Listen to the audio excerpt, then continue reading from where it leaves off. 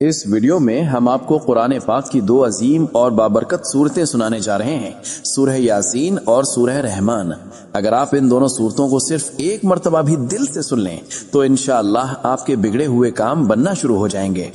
दोस्तों, सूरह यासीन को कुरान का दिल कहा जाता है और सूरह रहमान दिलों को सुकून देने वाली सूरत है। ये ऐसी बाबरकत सूरतें हैं कि जिस नेक मकसद के लिए भी न सुना जाए, अल्लाह के हुक्म से वो मकसद पूरा हो जाता है। जिस घर में इन सूरतों की तिलावत होती है वहां बेशुमार बरकतें नाजिल होती हैं और अल्लाह ताला इस घर के लोगों को परेशानियों और मुसीबतों से महफूज रखता है।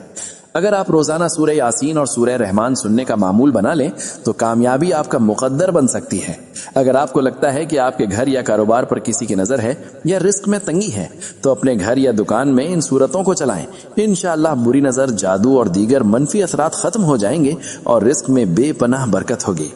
याद रखें, इन सूरतों को सिर्फ सुनना है, लेकिन शर्त यह है कि जब सुनना शुरू करें तो मुकम्मल सुने, अधूरा न छोड़ें। अगर आप कुरान पाक से मोहब्बत करते हैं तो इस वीडियो को अभी लाइक करें। आखिर में दुआ है,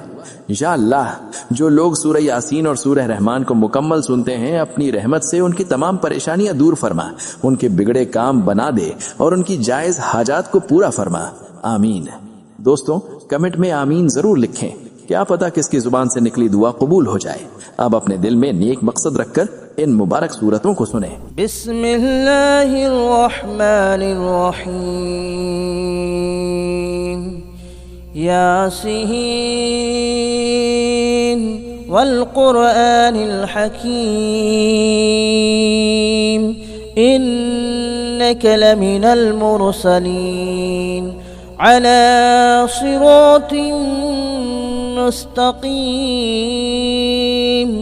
तंज़ीलल अज़ीज़िर रहीम, लितुंज़िर कौमन मा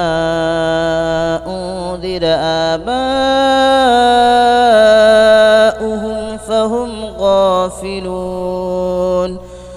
लक़द हक़्क़ल क़ौलु अला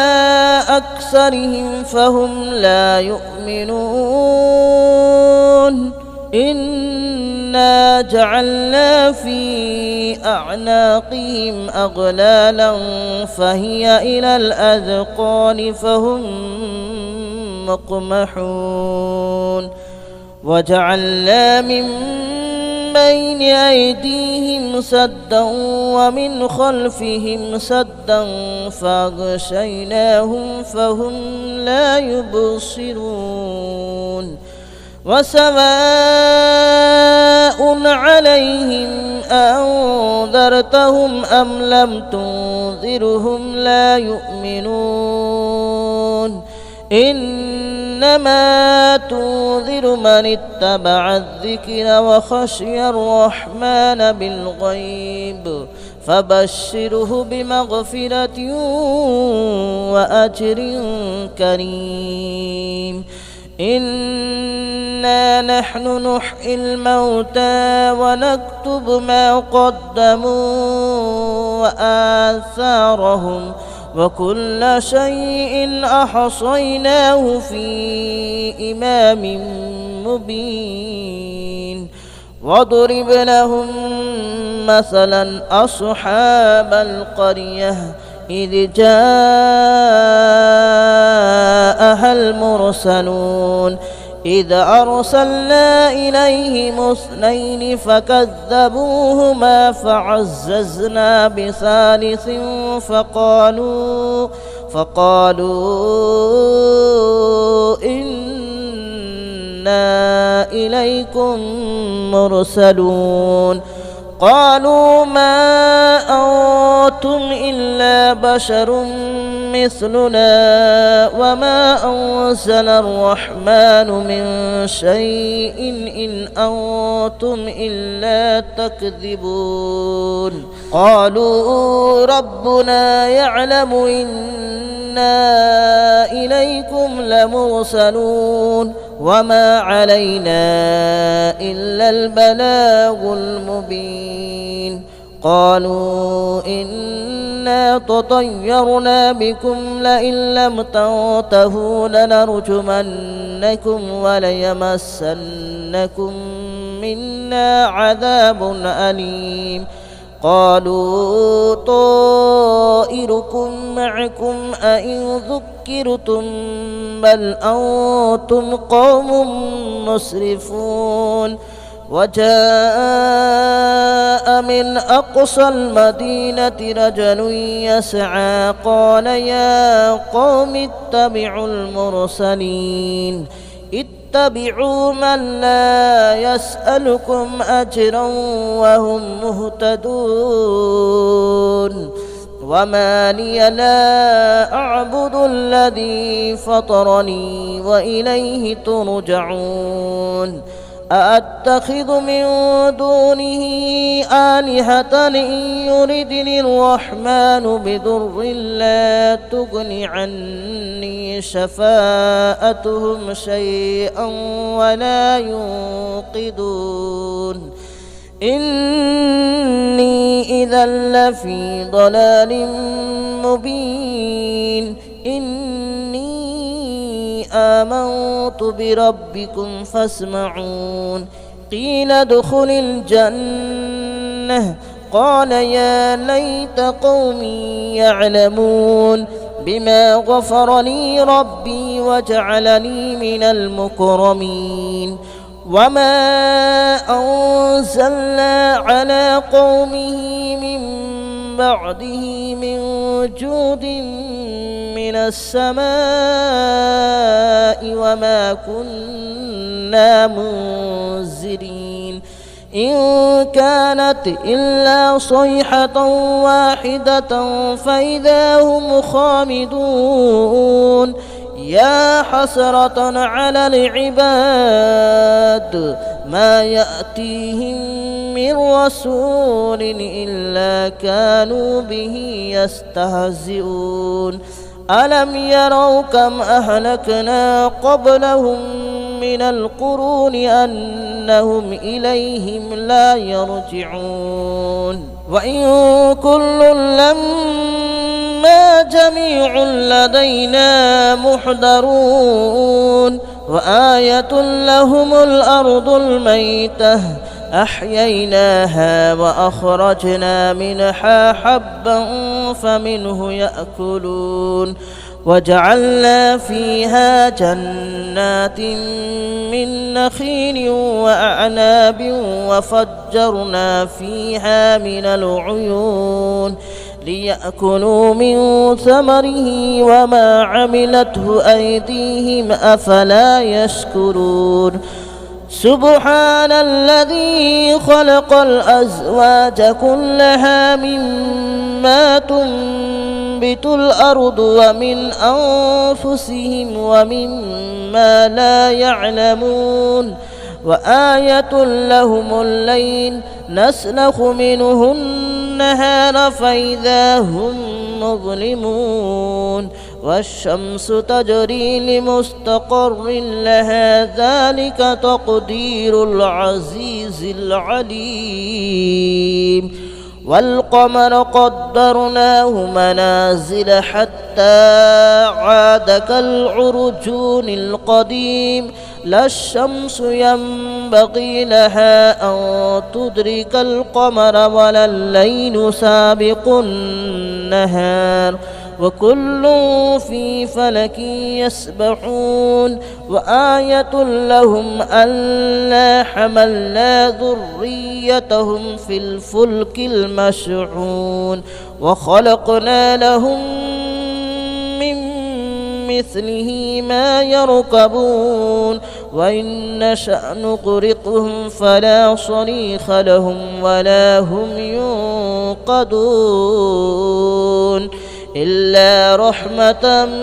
منا ومتاعا إلى حين وإذا قيل لهم اتقوا ما بين أيديكم وما خلفكم لعلكم ترحمون وما تأتيهم من آية من آيات ربهم إلا كانوا عنها معرضين وإذا قيل لهم أنفقوا مما رزقكم الله قال الذين كفروا للذين آمنوا أنطعم من لو يشاء الله أطعمه إن أنتم إلا في ضلال مبين ويقولون متى هذا الوعد إن كنتم صادقين ما ينظرون إلا صيحة واحدة تأخذهم وهم يخصمون فلا يستطيعون توصية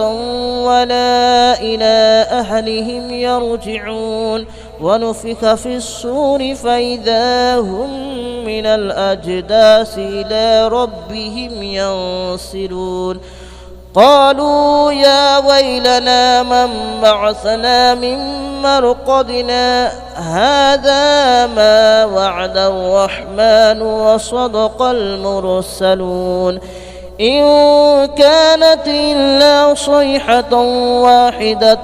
فإذا هم جميع لدينا محضرون فاليوم لا تظلم نفس شيئا ولا تجزون إلا ما كنتم تعملون إن أصحاب الجنة اليوم في شغل فاكهون هم وأزواجهم في ظلال على الأرائك متكئون لهم فيها فاكهة ولهم ما يدعون سلام قولا من رب رحيم وامتازوا اليوم أيها المجرمون ألم أعهد إليكم يا بني آدم ألا تعبدوا الشيطان ألم أعهد إليكم يا بني آدم ألا تعبدوا الشيطان إنه لكم عدو مبين وأن اعبدوني هذا صراط مستقيم ولقد أضل منكم جبلا كثيرا أفلم تكونوا تعقلون هذه جهنم التي كنتم توعدون اصلوها اليوم بما كنتم تكفرون اليوم نختم على أفواههم وتكلمنا أيديهم وتشهد أرجلهم بما كانوا يكسبون ولو نشاء لطمسنا على أعينهم فاستبقوا الصراط فأنى يبصرون ولو نشاء لمسخناهم على مكانتهم فما استطاعوا مضيا ولا يرجعون ومن نعمره ننكسه في الخلق أفلا يعقلون وما علمناه الشعر وما ينبغي له إن هو إلا ذكر وقرآن مبين لينذر من كان حيا ويحق القول على الكافرين أولم يروا أنا خلقنا لهم مما عملت أيدينا أنعاما فهم لها مالكون وذللناها لهم فمنها ركوبهم ومنها يأكلون ولهم فيها منافع ومشارب أفلا يشكرون واتخذوا من دون الله آلهة لعلهم ينصرون لا يستطيعون نصرهم وهم لهم جند محضرون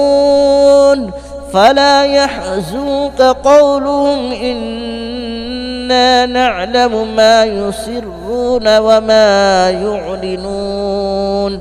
أولم ير الإنسان أنا خلقناه من نطفة فإذا هو خصيم مبين وضرب لنا مثلا ونسي خلقه قال من يحيي العظام وهي رميم قل يحييها الذي أنشأها أول مرة وهو بكل خلق عليم الذي جعل لكم من الشجر الأخضر نارا فإذا أنتم منه توقدون أوليس الذي خلق السماوات والأرض بقادر على أن يخلق مثلهم بلى وهو الخلاق العليم إنما أمره إذا أراد شيئا أن يقول له كن فيكون فسبحان الذي بيده ملكوت كل شيء وإليه ترجعون بسم الله الرحمن الرحيم الرحمن علم القرآن خلق الإنسان علمه البيان الشمس والقمر بحسبان والنجم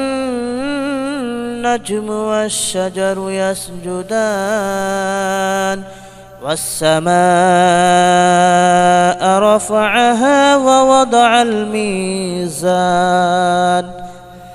ألا تطغوا في الميزان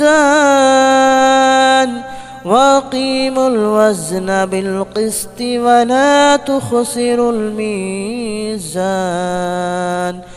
والأرض وضعها للأنام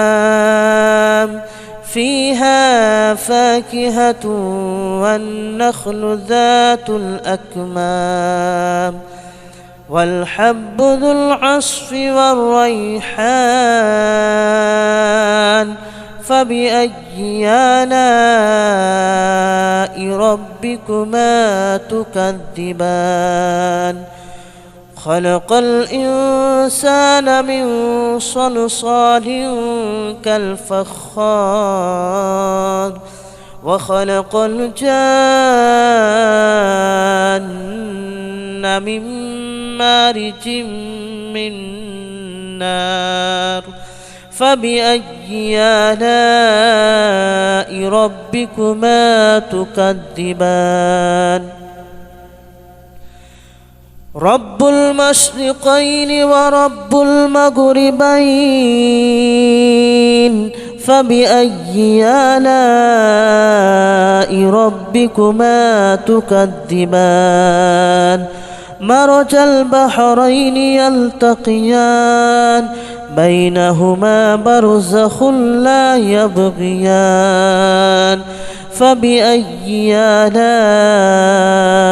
ربكما تكذبان يخرج منهما اللؤلؤ والمرجان فبأي آلاء ربكما تكذبان وله الجوار المنشآت في البحر كالأعلام فبأي آلاء ربكما تكذبان كل من عليها فان ويبقى وجه ربك ذو الجلال والإكرام فبأي آلاء ربكما تكذبان يسأله من في السماوات والأرض كل يوم هو في شأن فبأي آلاء ربكما تكذبان سنفرغ لكم أيها الثقلان فبأي آلاء ربكما تكذبان يا معشر الجن والإنس إن استطعتم أن تنفذوا من أقطار السماوات والأرض فانفذوا لا تنفذون إلا بسلطان فبأي آلاء ربكما تكذبان يرسل عليكما شواظ من نار ونحاس فلا تنتصران فبأي آلاء ربكما تكذبان فإذا انشقت السماء فكانت وردة كالدهان فبأي آلاء ربكما تكذبان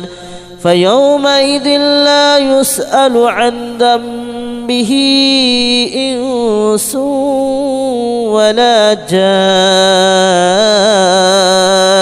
فبأي آلاء ربكما تكذبان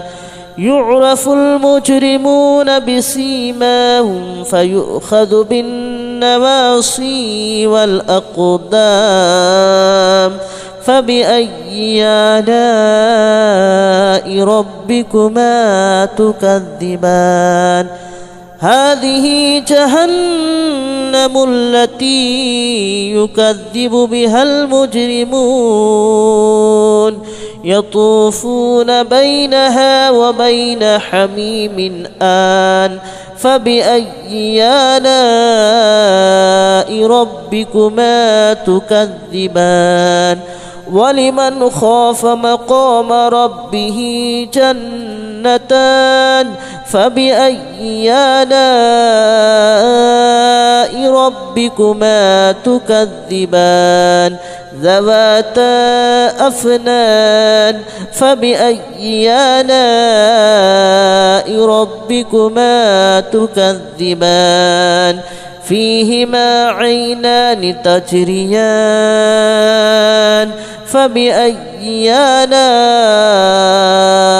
ربكما تكذبان فيهما من كل فاكهة زوجان فبأي آلاء ربكما تكذبان متكئين على فرش بطائنها من استبرق وجنى الجنتين دان فبأي آلاء ربكما تكذبان فيهن قاصرات الطرف لم يطمثهن إنس قبلهم ولا جان فبأي آلاء ربكما تكذبان كأنهن الياقوت والمرجان فبأي آلاء ربكما تكذبان هل جزاء الإحسان إلا الإحسان فبأي آلاء ربكما تكذبان ومن دونهما جنتان فبأي آلاء ربكما تكذبان مدهامتان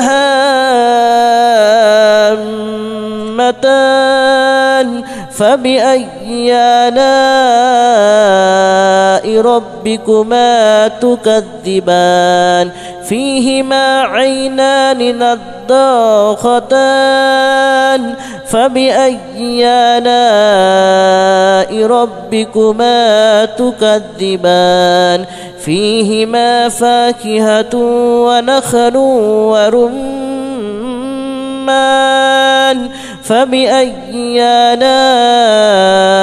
ربكما تكذبان فيهن خيرات حسان فبأي آلاء ربكما تكذبان حور مقصورات في الخيام فبأي آلاء ربكما تكذبان لم يطمثهن إنس قبلهم ولا جان فبأي آلاء ربكما تكذبان متكئين على رفرف خضر وأبقري حسان فبأي آلاء ربكما تكذبان تبارك اسم ربك ذي الجلال والإكرام بسم الله الرحمن الرحيم إذا وقعت الواقعة ليس لوقعتها كاذبة خافضة رافعة إذا رجت الأرض رجا وبست الجبال بسا فكانت هباء منبثا وكنتم أزواجا ثلاثة فأصحاب الميمنة ما أصحاب الميمنة وأصحاب المشأمة ما أصحاب المشأمة والسابقون السابقون أولئك المقربون في جنات النعيم ثلة من الأولين وقليل من الآخرين على سرر موضونة متكئين عليها متقابلين يطوف عليهم ولدان مخلدون بأكواب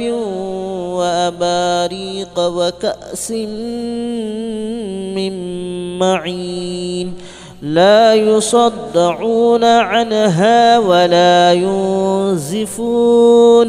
وفاكهة مما يتخيرون ولحم طير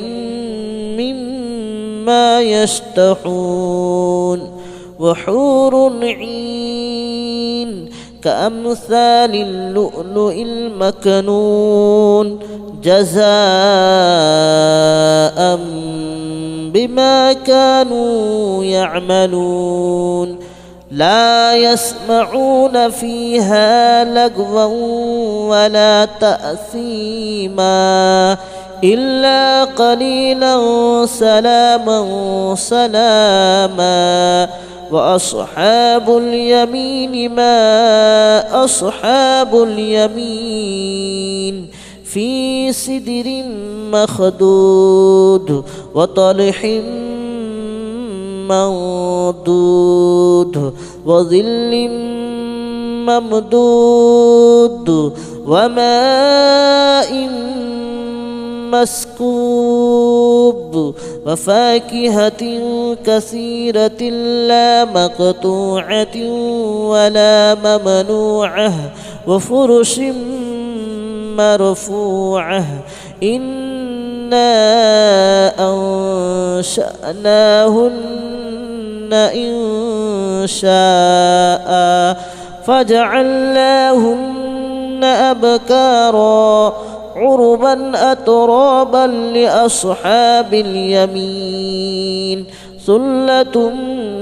من الأولين وثلة من الآخرين وأصحاب الشمال ما أصحاب الشمال في سموم وحميم وظل من يحموم لا بارد ولا كريم إنهم كانوا قبل ذلك مترفين وكانوا يصرون على الحنث العظيم وكانوا يقولون أئذا متنا وكنا ترابا وعظاما أئنا لمبعوثون أو آباؤنا الأولون قل إن الأولين والآخرين لمجموعون إلى ميقات يوم معلوم ثم إنكم أيها الضالون المكذبون لآكلون من شجر من زقوم فمالئون منها البطون فشاربون عليه من الحميم فشاربون شرب الحميم هذا نزلهم يوم الدين نحن خلقناكم فلولا تصدقون أفرأيتم ما تمنون أأنتم تخلقونه أم نحن الخالقون نحن قدرنا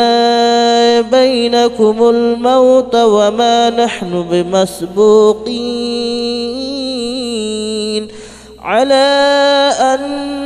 نبدل أمثالكم وننشئكم فيما لا تعلمون ولقد علمتم النشأة الأولى فلولا تذكرون أفرأيتم ما تحرثون أأنتم تزرعونه أم نحن الزارعون لو نشاء لجعلناه هطاما فظلتم تفكهون إنا لمغرمون بل نحن محرومون أفرأيتم الماء الذي تشربون أأنتم أنزلتموه من المزن أم نحن المنزلون لو نشاء جعلناه أجاجا فلولا تشكرون أفرأيتم النار التي تورون أأنتم أنشأتم شجرتها أم نحن المنشئون نحن جعلناها تذكرة ومتاعا للمتقين نحن جعلناها تذكرة ومتاعا للمقوين فسبح باسم ربك العظيم فلا أقسم بمواقع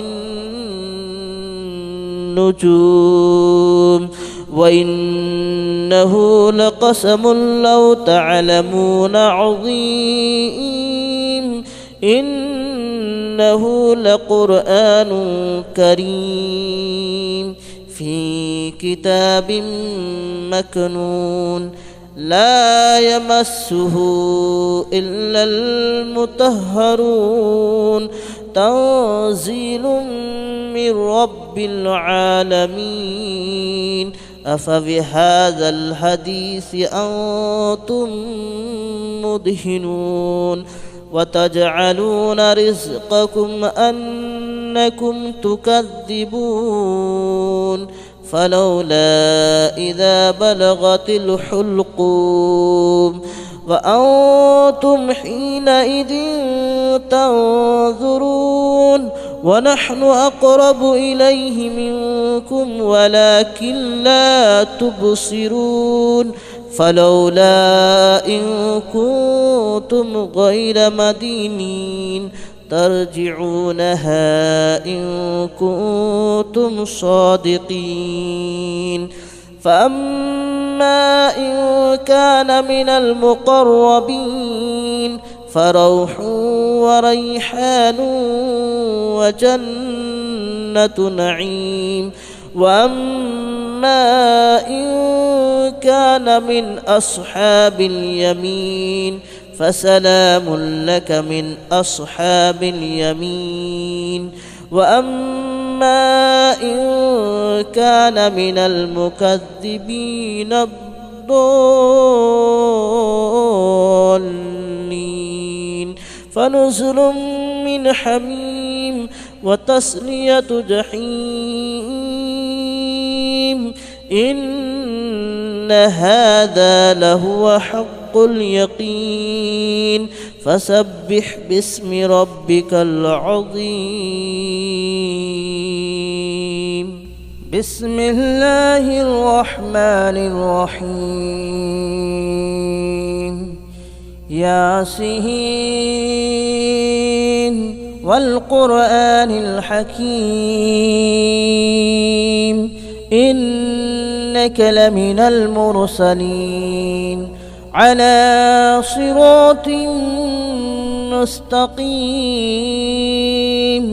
تنزيل العزيز الرحيم لتنذر قوما ما أنذر آباؤهم فهم غافلون لقد حق القول على أكثرهم فهم لا يؤمنون إنا جعلنا في أعناقهم أغلالا فهي إلى الأذقان فهم مقمحون وجعلنا من بين أيديهم سدا ومن خلفهم سدا فأغشيناهم فهم لا يبصرون وسواء عليهم أنذرتهم أم لم تنذرهم لا يؤمنون إنما تنذر من اتبع الذكر وخشي الرحمن بالغيب فبشره بمغفرة وأجر كريم إنا نحن نحيي الموتى ونكتب ما قدموا وآثارهم وكل شيء أحصيناه في إمام مبين واضرب لهم مثلا أصحاب القرية إذ جاءها المرسلون إذ أرسلنا إليهم اثنين فكذبوهما فعززنا بثالث فقالوا إنا إليكم مرسلون قالوا ما أنتم إلا بشر مثلنا وما أنزل الرحمن من شيء إن أنتم إلا تكذبون قالوا ربنا يعلم إنا إليكم لمرسلون وما علينا إلا البلاغ المبين قالوا إنا تطيرنا بكم لئن لم تنتهوا لنرجمنكم وليمسنكم منا عذاب أليم قالوا طائركم معكم أئن ذكرتم بل أنتم قوم مسرفون وجاء من أقصى المدينة رجل يسعى قال يا قوم اتبعوا المرسلين اتبعوا من لا يسألكم أجرا وهم مهتدون وما لي لا أعبد الذي فطرني وإليه ترجعون أأتخذ من دونه آلهة إن يردني الرحمن بضر لا تغن عني شفاءتهم شيئا ولا ينقذون إني إذا لفي ضلال مبين إني آمنت بربكم فاسمعون قيل ادخل الجنة قال يا ليت قومي يعلمون بما غفر لي ربي وجعلني من المكرمين وما أنزلنا على قومه من بعده من جود من السماء وما كنا منزلين إن كانت إلا صيحة واحدة فإذا هم خامدون يا حسرة على العباد ما يأتيهم من رسول إلا كانوا به يستهزئون ألم يروا كم أهلكنا قبلهم من القرون أنهم إليهم لا يرجعون وإن كل لما جميع لدينا محضرون وآية لهم الأرض الميتة أحييناها وأخرجنا منها حبا فمنه يأكلون وجعلنا فيها جنات من نخيل وأعناب وفجرنا فيها من العيون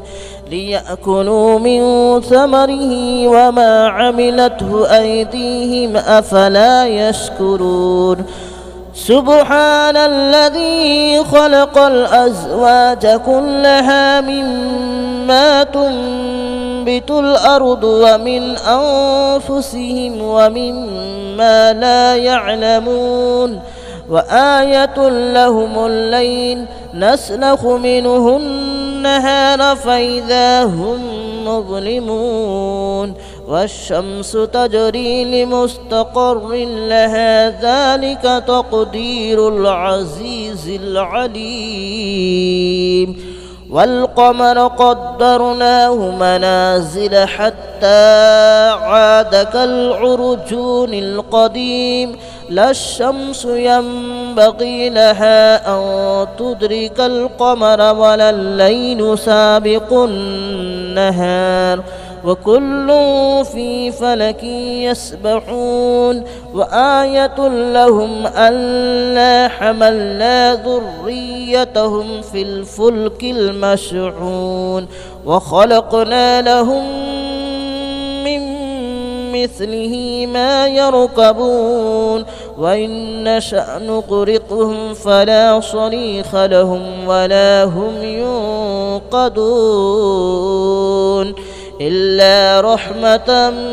منا ومتاعا إلى حين وإذا قيل لهم اتقوا ما بين أيديكم وما خلفكم لعلكم ترحمون وما تأتيهم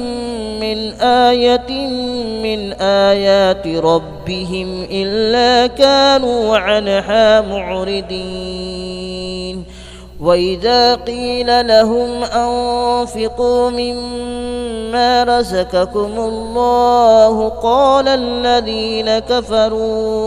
قال الذين كفروا للذين آمنوا أنطعم من لو يشاء الله أطعمه إن أنتم إلا في ضلال مبين ويقولون متى هذا الوعد إن كنتم صادقين ما ينظرون إلا صيحة واحدة تأخذهم وهم يخصمون فلا يستطيعون توصية ولا إلى أهلهم يرجعون ونفخ في الصور فإذا هم من الأجداث إلى ربهم ينسلون قالوا يا ويلنا من بعثنا من مرقدنا هذا ما وعد الرحمن وصدق المرسلون إن كانت إلا صيحة واحدة فإذا هم جميع لدينا محضرون فاليوم لا تظلم نفس شيئا ولا تجزون إلا ما كنتم تعملون إن أصحاب الجنة اليوم في شغل فاكهون هم وأزواجهم في ظلال على الأرائك متكئون لهم فيها فاكهة ولهم ما يدعون سلام قولا من رب رحيم وامتازوا اليوم أيها المجرمون ألم أعهد إليكم يا بني آدم ألا تعبدوا الشيطان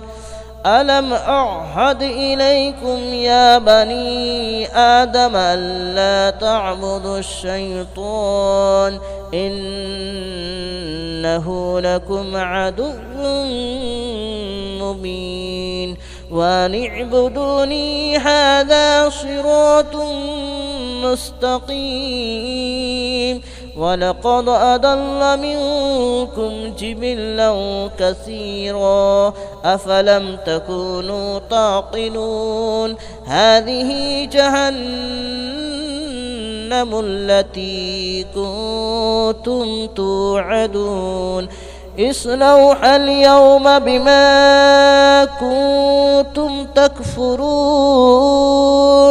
اليوم نختم على أفواههم وتكلمنا أيديهم وتشهد أرجلهم بما كانوا يكسبون ولو نشاء لتمسنا على أعينهم فاستبقوا الصراط فأنى يبصرون ولو نشاء لمسخناهم على مكانتهم فما استطاعوا مضيا ولا يرجعون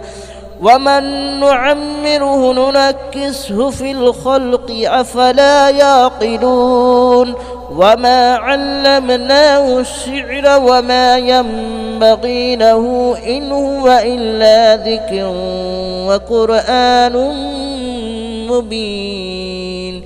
لينذر من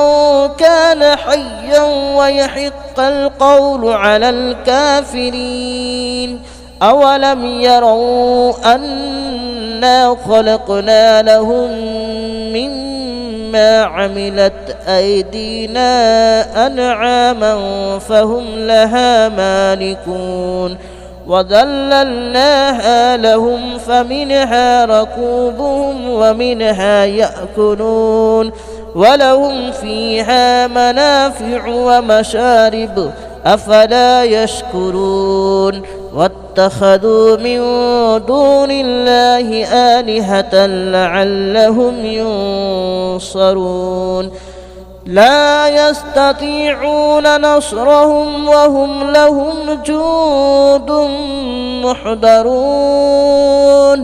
فلا يحزنك قولهم إنا نعلم ما يسرون وما يعلنون أولم ير الإنسان أنا خلقناه من نطفة فإذا هو خصيم مبين وضرب لنا مثلا ونسي خلقه قال من يحيي العظام وهي رميم قل يحييها الذي أنشأها أول مرة وهو بكل خلق عليم الذي جعل لكم من الشجر الأخضر نارا فإذا أنتم منه توقدون أوليس الذي خلق السماوات والأرض بقادر على أن يخلق مثلهم بلى وهو الخلاق العليم إنما أمره إذا أراد شيئا أن يقول له كن فيكون فسبحان الذي بيده ملكوت كل شيء وإليه ترجعون بسم الله الرحمن الرحيم الرحمن علم القرآن خلق الإنسان علمه البيان الشمس والقمر بحسبان والنجم والشجر يسجدان والسماء رفعها ووضع الميزان ألا تطغوا في الميزان وأقيموا الوزن بالقسط ولا تخسروا الميزان والأرض وضعها للأنام فيها فاكهة والنخل ذات الأكمام والحب ذو العصف والريحان فبأي آلاء ربكما تكذبان خلق الإنسان من صلصال كالفخار وخلق الجان من مارج من نار فبأي آلاء ربكما تكذبان رب المشرقين ورب المغربين فبأي آلاء ربكما تكذبان مرج البحرين يلتقيان بينهما برزخ لا يبغيان فبأي آلاء ربكما تكذبان يخرج منهما اللؤلؤ والمرجان فبأي آلاء ربكما تكذبان وله الجوار المنشآت في البحر كالأعلام فبأي آلاء ربكما تكذبان كل من عليها فان ويبقى وجه ربك ذو الجلال والإكرام فبأي آلاء ربكما تكذبان يسأله من في السماوات والأرض كل يوم هو في شأن فبأي آلاء ربكما تكذبان سنفرغ لكم أيها الثقلان فبأي آلاء